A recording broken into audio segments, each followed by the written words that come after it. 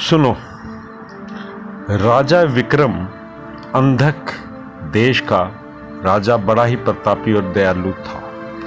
उसका राज्य दूर दूर तक फैला था। राजा समय अपनी प्रजा के दुख सुना करता था और यथासंभव सहायता दिया करता था।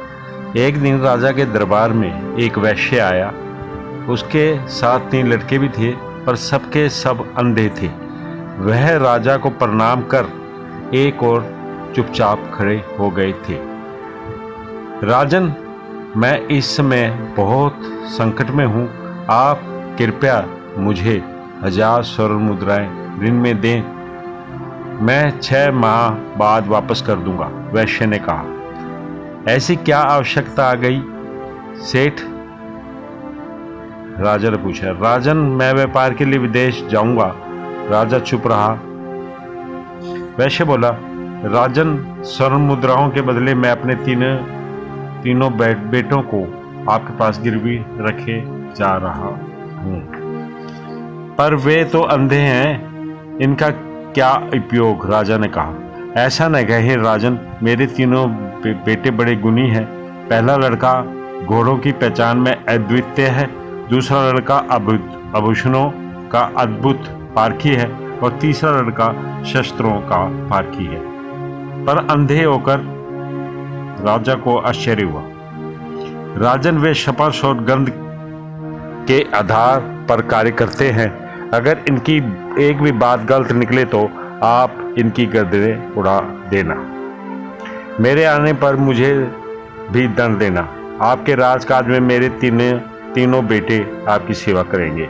राजा मान गया। उसने वैश्य की मांग पूरी कर दी।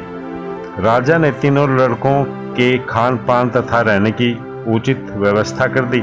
राजा विक्रम इस प्रकार कुछ समय बीत गया तो घोड़ों का एक व्यापारी आया। उसने एक बड़ा सुंदर घोड़ा राजा को दिखलाया। वह घोड़ा देखकर राजा का मन ललचा गया और वह उसे खरीदने को तैयार हो गया। एकदम काबुली घोड़ा है, अन्नदाता, सौदागर बोला। बड़ी मेहनत से आपके पास लाया हूं। सौदागर ने बड़ा ऊंचा दाम बतलाया, पर राजा खरीदने के लिए तैयार हो गया। फिर यकायक राजा ने हुक्म दिया, वैश्य के बड़े पुत्र को बुलाकर लाओ। तुरंत वैश्य पुत्र को पेश किया गया। आज्ञा राजन, यह घोड़ा देखकर बतलाओ कैसा है? जो आज्ञा सरकार। वह टटोल कर घोड़े के पास गया। एक अंधे को घोड़ा पड़कते देखकर सौदागर मुस्कुरा पड़ा और लोग भी मंद मंद मुस्कुरा रहे थे। भला अंधा घोड़े की क्या पहचान कर सकता है? वह लड़का घोड़े को सूंघने लगा तो सौदागर बोला, बस करो भाई, कहीं घोड़ा भी सूंघ कर परखा जाता है?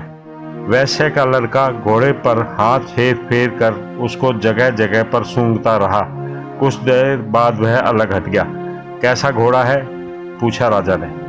राजन, ये घोड़ा भूल कर भी ना खरीदें। क्या बात है? हाथ कंगन को आरसी क्या, किसी को बैठाकर परख ले। राजा ने एक सैनिक को आदेश दिया। वह घोड़े पर बैठा। कुछ दूर जाकर घोड़े ने उसे पटक दिया। फिर बुरी तरह हिनहिनाने लगा। सौदागर आश्चर्यचकित रह गया। बोला, राजन, ये घोड़ा मेरे साथ ऐसा नहीं करता।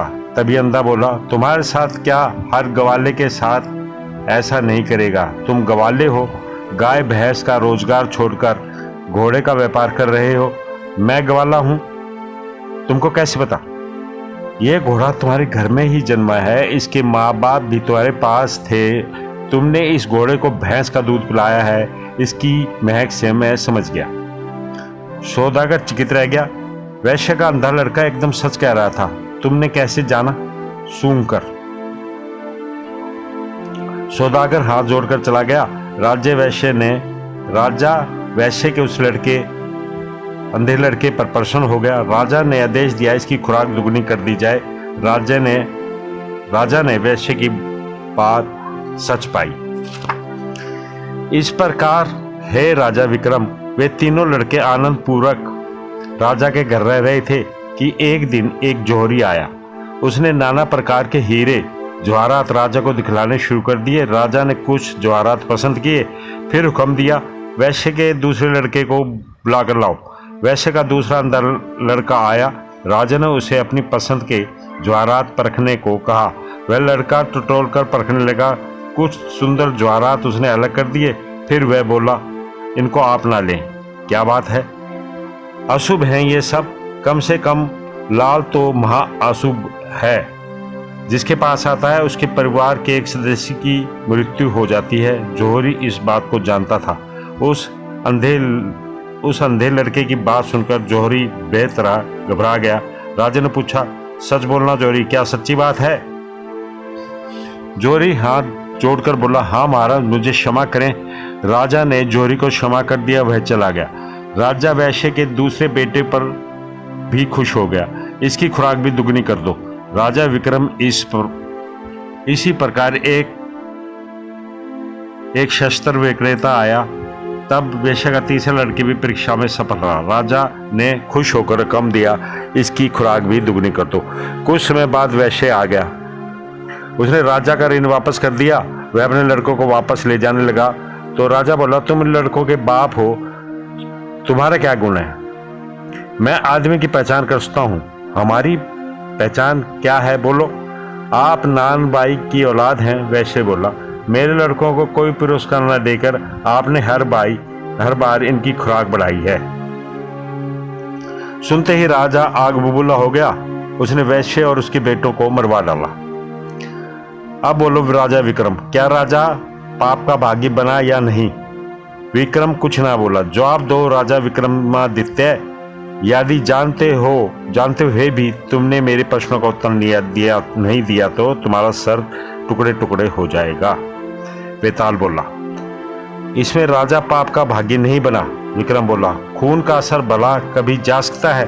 वैश्य को समझदारी से काम लेना चाहिए था। अपने कारण वह बेटों समेत मौत की गोद में समा गया।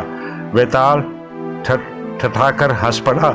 वह बोला, तुम ठीक कहते हो राजा विक्रम, लेकिन तुम बोल पड़े इसलिए मैं जा रहा हूं। मेरा पीछा करना बेकार है। वह कंधे से उछलकर भागा। विक्रम तेजी से उसके पीछे दौड़ा। बेताल भागा जा रहा था, विक्रम पीछा कर रहा था। नमस्कार।